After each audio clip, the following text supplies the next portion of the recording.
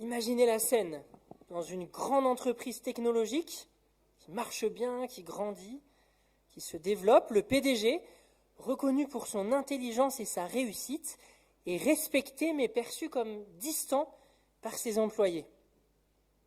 Un jour, l'entreprise organise une semaine de formation pour les nouvelles recrues.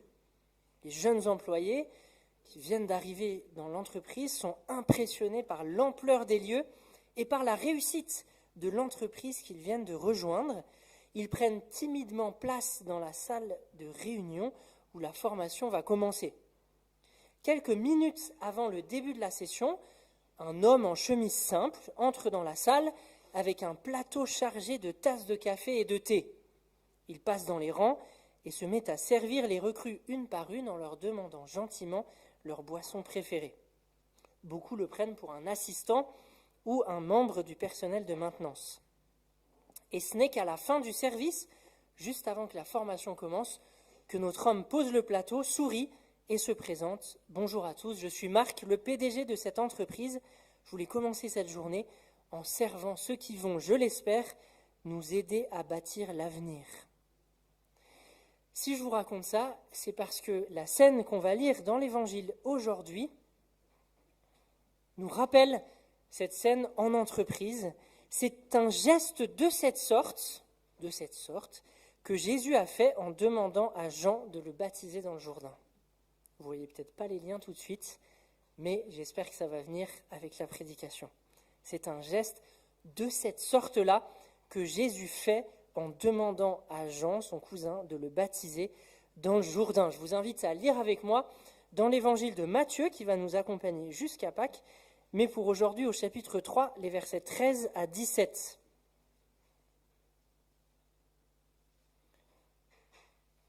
Évangile de Matthieu, chapitre 3, les versets 13 à 17.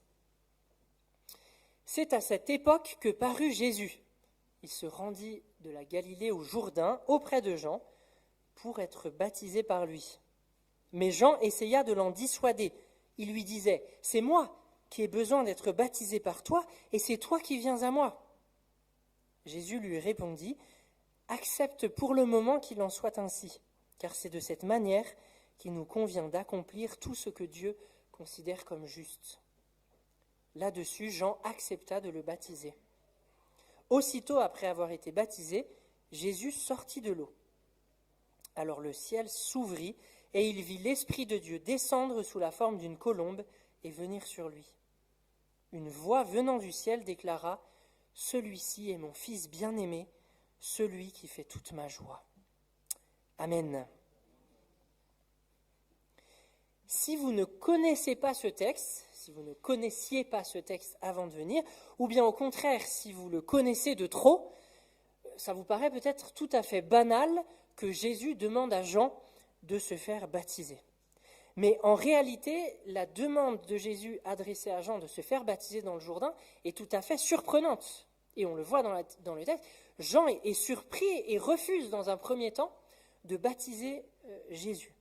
Et en fait, on le comprend si on réfléchit à sa réaction. Quel est le sens du baptême de Jean-Baptiste ? Le baptême de Jean-Baptiste n'est pas le baptême chrétien. Ce n'est pas le même baptême que nous pratiquons aujourd'hui dans nos églises. Pourquoi ? Parce que le baptême chrétien se fait au nom du Père, du Fils et du Saint-Esprit. Déjà, ce n'est pas ce que faisait Jean-Baptiste. Et surtout, le baptême chrétien que nous pratiquons dans nos églises est un signe, entre autres choses, de notre union à la mort et à la résurrection du Christ.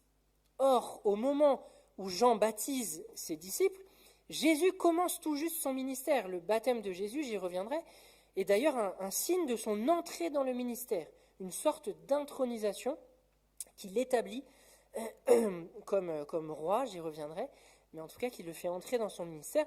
Et donc Jésus, à ce moment-là, n'est ni mort, ni encore moins ressuscité.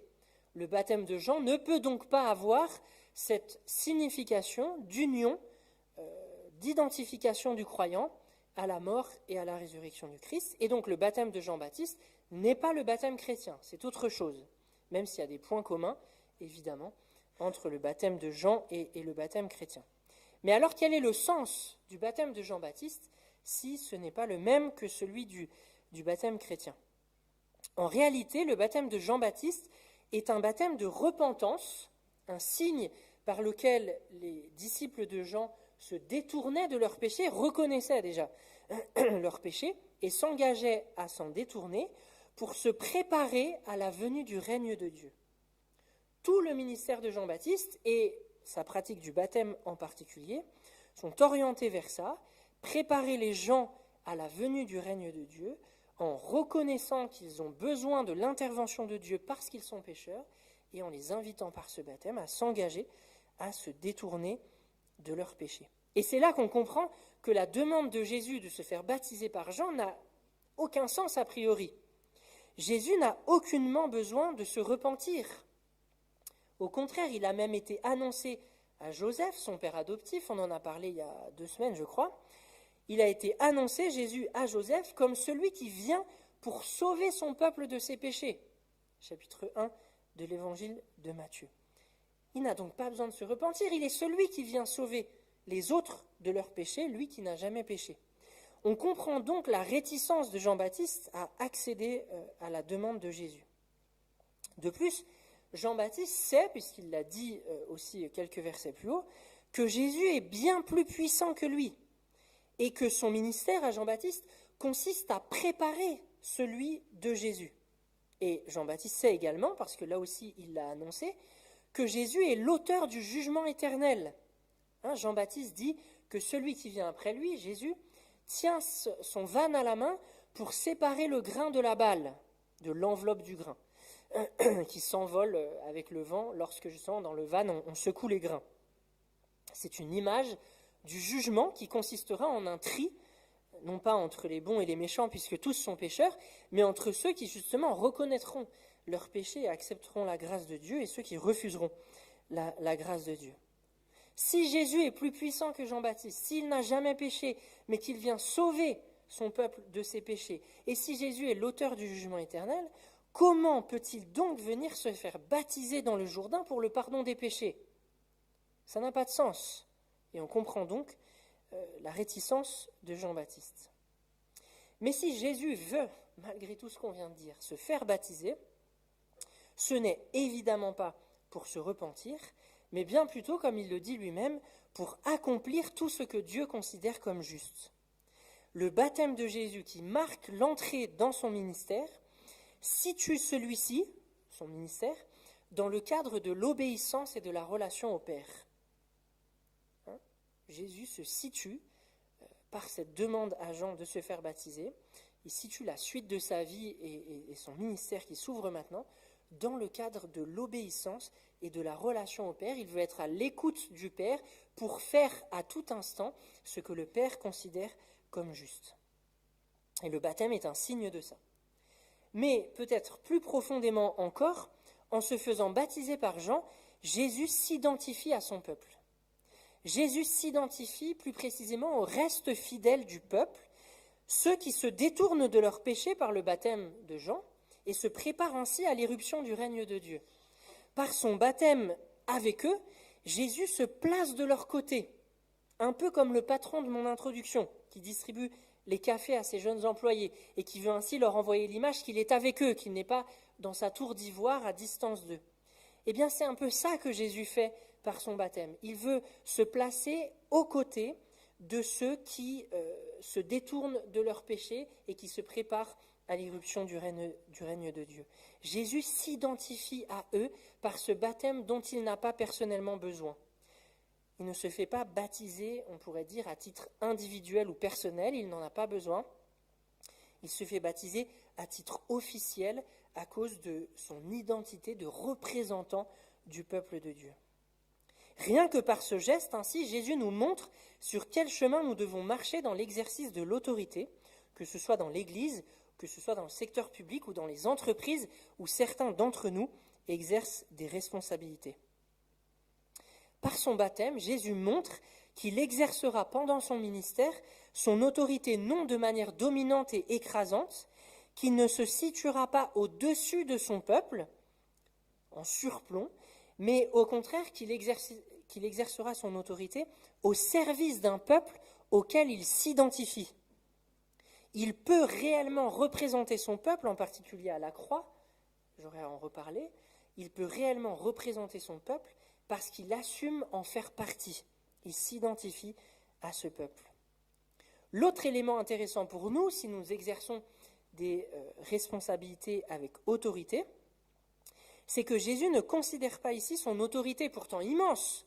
Rappelez-vous encore la parole de Jean-Baptiste qui dit que Jésus est bien plus puissant que lui. Jésus ne considère pas son autorité pourtant immense comme absolue et indépendante de celle de Dieu. Il exerce sa propre autorité dans une totale obéissance et soumission au Père. Son autorité vise donc l'accomplissement de ce que Dieu considère comme juste, et non pas, l'exercice de son autorité ne vise pas son bien personnel. Et ça nous pose la question, si nous-mêmes nous exerçons des fonctions d'autorité dans l'Église ou dans le monde, peu importe, remettons-nous l'autorité que nous avons peut-être, entre les mains de Dieu. Sommes-nous, par les moyens de grâce que Dieu nous offre, la méditation de la Bible, la prière, la fréquentation de l'Église, sommes-nous à l'écoute de Dieu dans l'exercice de l'autorité, encore une fois, que ce soit dans l'Église ou dans le monde? C'est en tout cas le chemin que Jésus nous montre dans la manière d'exercer l'autorité. Notez qu'en tout cela, et c'est intéressant aussi, je pense, le Christ ne remet pas du tout en cause la notion même d'autorité. Jésus ne contredit pas Jean lorsque celui-ci lui dit qu'il a besoin d'être baptisé par Jésus et qu'il n'est pas digne de baptiser celui qui est plus puissant que lui. Jésus ne lui dit pas « Non, tu te trompes, je ne suis pas plus puissant que toi, je n'ai pas plus d'autorité que toi ». Jésus ne le contredit pas là-dessus. Il assume son autorité. Il est bel et bien le Seigneur du ciel et de la terre. Il ne remet pas ça en question. Mais c'est en tant que Seigneur du ciel et de la terre qu'il veut s'identifier à son peuple et donc se faire baptiser par Jean comme le reste du peuple le fait. Jean comprend très certainement ces enjeux à la réponse de Jésus, parce qu'après son refus initial, après que Jésus lui explique qu'il faut accomplir tout ce que Dieu considère comme juste, Jean accepte finalement la requête de Jésus et le baptise dans le Jourdain. Et on nous dit alors que le ciel s'ouvre, que l'Esprit descend sur Jésus sous la forme d'une colombe, et on entend même la voix du Père dire « Celui-ci est mon Fils bien-aimé, celui qui fait toute ma joie ». À la fois la venue de l'Esprit sur Jésus et cette parole du Père sont programmatiques du ministère de Jésus. Elles annoncent ce que sera le ministère de Jésus, vers quoi il sera orienté. La venue de l'Esprit et cette parole du Père situent Jésus comme le roi descendant de David, comme le Fils de Dieu et comme le serviteur de l'Éternel. La venue de l'Esprit et cette parole du Père présentent, identifient et situent Jésus donc pour le reste de sa vie et en particulier de son ministère comme le roi qui descend de David, le Fils de Dieu et le serviteur de l'Éternel. En fait, cette parole de Dieu le Père, lorsque Jésus sort de l'eau du Jourdain, reprend en les mélangeant deux citations de l'Ancien Testament, qu'il faut bien comprendre pour comprendre ce que le Père est en train de dire de Jésus. La première citation de l'Ancien Testament à laquelle le Père lui-même fait référence en parlant de son Fils, c'est un verset qui est issu du psaume 2. Et le psaume 2 fait partie de ce qu'on appelle les psaumes royaux, des psaumes qui ont été écrits pour célébrer différents événements de la vie des rois de Juda. Et le psaume 2, il a été écrit pour célébrer l'intronisation des nouveaux rois en Israël. Il a peut-être même déjà été écrit pour l'intronisation de David lui-même. Comme il était coutume dans le Proche-Orient ancien à cette époque, le roi était considéré comme fils de Dieu. Ça faisait partie de la culture de l'époque, et Israël n'a pas remis ça en question, a même adopté cette coutume, et on retrouve ça dans la Bible, notamment au psaume 2, Dieu appelle le roi son fils. Il ne faudrait donc pas lire trop vite, même dans le texte de Matthieu 3 du baptême de Jésus, dans ce titre « Fils de Dieu », il ne faut pas y lire trop vite une référence à la doctrine de la Trinité. Ça ne veut pas forcément dire que Jésus est Dieu le Fils, il l'est bien, hein, entendez-moi bien, mais le titre ici ne veut pas forcément dire ça. Il renvoie plutôt à travers cette référence au psaume 2, à la fonction royale de Jésus. L'expression Fils de Dieu ici, en fait, renvoie à la royauté de Jésus. Cette parole s'applique bien légitimement à Jésus parce qu'il est un descendant de David, par Joseph, son père adoptif, on en a parlé il y a 15 jours. Mais on peut aller encore plus loin, cette parole du psaume 2 s'applique certainement encore mieux à Jésus qu'à n'importe quel autre descendant de David, parce qu'au verset 8, juste après la parole qui est citée par le Père ici, au verset 8 du psaume 2, Dieu promet au roi en question qu'il régnera sur tous les peuples de la terre. Or, vous le savez certainement, ni David, ni aucun autre de ses descendants qui a régné sur Juda n'a eu ce règne universel sur tous les peuples de la terre. Cette promesse du psaume 2 a donc créé une sorte d'attente chez les Juifs, attente d'un descendant de David particulier, le Messie, qui accomplirait cette promesse de règne universel. Le fait ici, dans notre texte de Matthieu 3, que Dieu lui-même intervienne au baptême de Jésus pour lui appliquer le psaume 2, ce qui est unique, Dieu n'a jamais pris la parole en personne à l'intronisation de n'importe quel autre roi de Juda. Donc le fait que là, Dieu le Père intervienne lui-même pour appliquer lui-même les paroles du psaume 2 à Jésus, suggère que Jésus est ce descendant de David, non pas juste parmi les autres, mais ce descendant de David particulier, tant attendu, le roi messianique qui instaure le règne universel de Dieu, la justice et la paix sur la terre. L'autre texte, je vous disais que Dieu le Père fait référence à 2 textes de l'Ancien Testament. Le premier, c'est donc Psaume 2, verset 7. L'autre texte de l'Ancien Testament, qui est repris par Dieu lui-même dans cette parole, donne un éclairage complémentaire à la mission de Jésus. Il s'agit d'Ésaïe 42, verset 1, que Kevin nous a lu et que je vous relis juste le verset 1, où Dieu dit « Voici mon serviteur que je soutiens, celui que j'ai choisi, qui fait toute ma joie. Je lui ai donné mon esprit, tiens, lien avec la descente de l'esprit sur Jésus, et il établira le droit pour tous les peuples. » De nouveau, on retrouve cette promesse du règne universel sur tous les peuples. Ce texte d'Ésaïe 42 est le premier de ceux qu'on appelle en Ésaïe les chants du serviteur. Qu'est-ce que c'est que ces chants du serviteur ? Ce sont 4 poèmes qui sont tous situés dans le livre d'Ésaïe, ce prophète de l'Ancien Testament, et qui tous annoncent la venue d'un personnage appelé le serviteur de l'Éternel, qui est chargé par Dieu d'instaurer le règne de Dieu sur la terre et d'être la lumière des nations, non par la force, non par des conquêtes militaires pour dominer sur tous les peuples, mais au contraire par la souffrance. Il est annoncé dans ces 4 chants du serviteur d'Ésaïe que c'est par sa souffrance que ce serviteur de l'Éternel établira le règne de Dieu sur la terre, en particulier en prenant sur lui la condamnation des péchés de son peuple.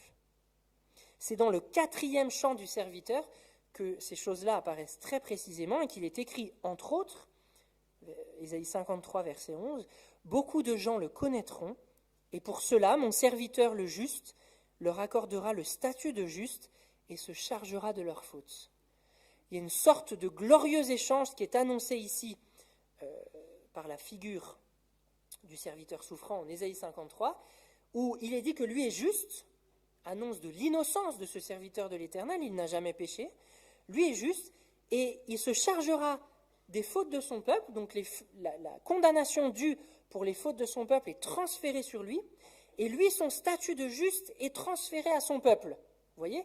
Il y a une sorte d'échange entre la condamnation due pour les fautes du peuple qui est transférée sur lui, et en échange, lui offre le statut de juste aux membres de son peuple. Le fait qu'en Matthieu 3, Dieu reprenne Psaume 2, verset 7 et un extrait des chants du serviteur pour les appliquer à Jésus, montre que Jésus accomplit 2 grandes attentes de l'Ancien Testament. L'attente du roi davidique et l'attente du serviteur souffrant. C'est une manière de nous inviter à lire le reste du ministère de Jésus dans l'évangile de Matthieu, à la lumière de l'accomplissement de cette double attente en la personne de Jésus-Christ. Jésus est le roi descendant de David tant attendu, mais c'est comme serviteur souffrant et non pas comme guerrier conquérant qu'il établira le règne universel de Dieu sur tous les peuples. C'est en s'identifiant avec son peuple, notamment par le baptême, et en prenant sur lui, à leur place, les péchés de la multitude, que Jésus vient établir le règne universel de Dieu sur la terre. Autrement dit, c'est plus que des cafés et du thé que Jésus est venu servir. Le baptême de Jésus est donc déjà une démonstration d'amour. Déjà l'incarnation, le fait que Dieu le Fils se fasse homme, est une démonstration d'amour. Il s'humilie en devenant un homme.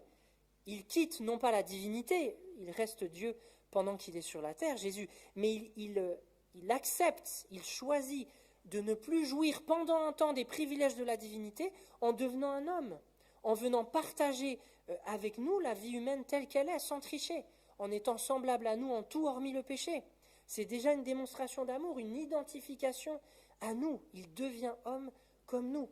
Et le baptême s'inscrit encore dans cet élan de Jésus, dans cet élan d'amour, parce qu'à travers son baptême, il s'identifie à son peuple. Il se place résolument de notre côté. Jésus s'identifie à nous, et aussi parce que son baptême, on l'a dit à travers les chants du serviteur, son baptême préfigure la croix, où il nous représentera et où il portera pour nous notre condamnation. En s'identifiant aux pécheurs repentants que nous sommes, Jésus exprime plus qu'un simple sentiment de solidarité ou de compassion. Il emprunte le chemin qui le mènera à la croix, croix depuis laquelle il nous offre le pardon et la possibilité de devenir, à sa suite, des fils et des filles du Père céleste. Déjà le psaume 2 déclarait dans son dernier verset, verset 12, déclarait « Heureux tous ceux qui trouvent refuge dans la personne de ce roi davidique tant attendu ». Et le 4e chant du serviteur en Ésaïe affirmait que le serviteur souffrant aurait une descendance. Donc déjà dans l'Ancien Testament, cette attente du roi davidique et cette attente du serviteur souffrant annonçaient qu'il ne serait pas seul. Par son œuvre et par son action, ce roi davidique et ce serviteur souffrant auraient une descendance, un peuple qui lui appartient. Une descendance, non pas, nous le savons par le Nouveau Testament, non pas au sens biologique, mais une descendance de justes. Sa descendance, c'est tous ceux à qui il accorde le statut de juste, tous ceux qui placent leur foi en lui, qui trouvent refuge en lui et qui accueillent la grâce qu'il nous offre depuis la croix, celle du pardon de nos péchés. Autrement dit, en s'identifiant à son peuple par l'incarnation, il est devenu un être humain semblable à nous en tout hormis le péché, et en s'identifiant à son peuple par le baptême, Jésus réalise 2 choses. Premièrement, il se prépare à prendre notre place à la croix, où il paye la condamnation que méritent nos fautes. Et il peut le faire parce qu'il s'est identifié à nous, parce qu'il nous représente. S'il n'y avait pas ce lien de représentation, ce serait absolument injuste qu'il prenne les fautes à notre place. Comment la condamnation peut être payée par quelqu'un d'autre que le coupable? C'est possible uniquement si celui qui paye représente le peuple pour qui il paye, comme un parent représente ses enfants ou comme un chef d'État représente son pays. C'est ça que Jésus nous dit par son baptême. Je m'identifie à vous, je suis de votre côté, je suis votre représentant. Deuxième chose que Jésus fait, c'est qu'il prépare notre union avec lui par l'Esprit pour que nous devenions en lui les fils et les filles de Dieu. Pour qu'en lui, Dieu déclare de nous aussi « Tu es mon fils, tu es ma fille bien-aimée qui fait toute ma joie ». C'est ce qu'il se passe lorsque l'Esprit vient habiter en nous, nous unit au Christ et à ce que le Christ a fait pour nous, par sa vie, par son ministère, mais en particulier par sa mort et sa résurrection. Nous devenons, par l'Esprit qui vit en nous et qui vivait en Jésus, nous devenons, nous aussi, à la suite du Christ, en lui, les fils et les filles adoptés par Dieu le Père. C'est ce que Paul dit de manière très claire en Galates 4, les versets 4 à 6, que je vous relis. L'apôtre dit « Mais lorsque le moment fixé par Dieu est arrivé, il a envoyé son Fils, né d'une femme, référence à l'incarnation, et placé par sa naissance sous le régime de la loi, pour libérer ceux qui étaient soumis à ce régime. Il nous a ainsi permis d'être adoptés par Dieu comme ses fils et ses filles. Puisque vous êtes bien ses fils et ses filles, Dieu a envoyé dans notre cœur l'esprit de son Fils qui crie « Abba », c'est-à-dire « Père ». En Jésus, et en particulier par son baptême, nous voyons donc le roi messianique descendant de David et le serviteur souffrant, celui qui s'identifie pleinement à son peuple pour l'amener à Dieu. Son baptême, acte d'humilité et d'obéissance, annonce déjà la croix où il portera nos péchés pour que nous devenions enfants de Dieu. Répondons alors à l'invitation du psaume et faisons de lui notre refuge. Approchez-vous de Dieu avec confiance. À ceux qui mettent leur foi en Christ, il fait d'eux ses fils et ses filles bien-aimés, ceux qui font toute sa joie. Soyez remplis de l'Esprit qui déjà habitait Jésus et marchez à sa suite dans l'humilité et la justice à l'écoute de Dieu. Vous serez alors, à sa suite et en lui, les témoins fidèles de celui qui est la lumière du monde. Amen.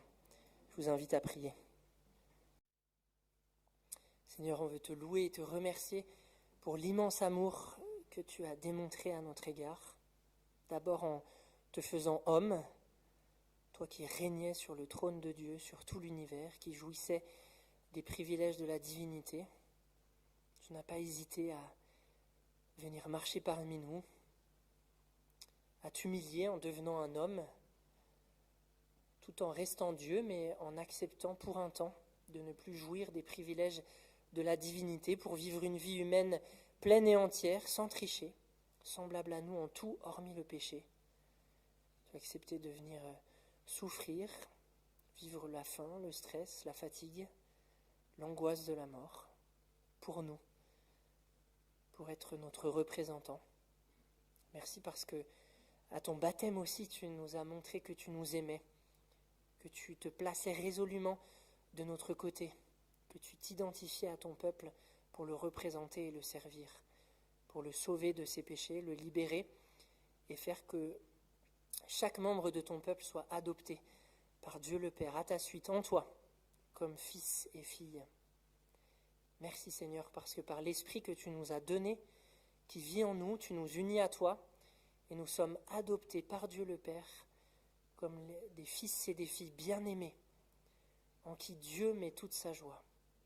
Donne-nous, Seigneur, de vivre comme des témoins fidèles dans le monde, partout où tu nous envoies, des témoins fidèles de cette bonne nouvelle, et qu'à travers nous brille ta lumière, toi qui es la lumière des nations. Amen.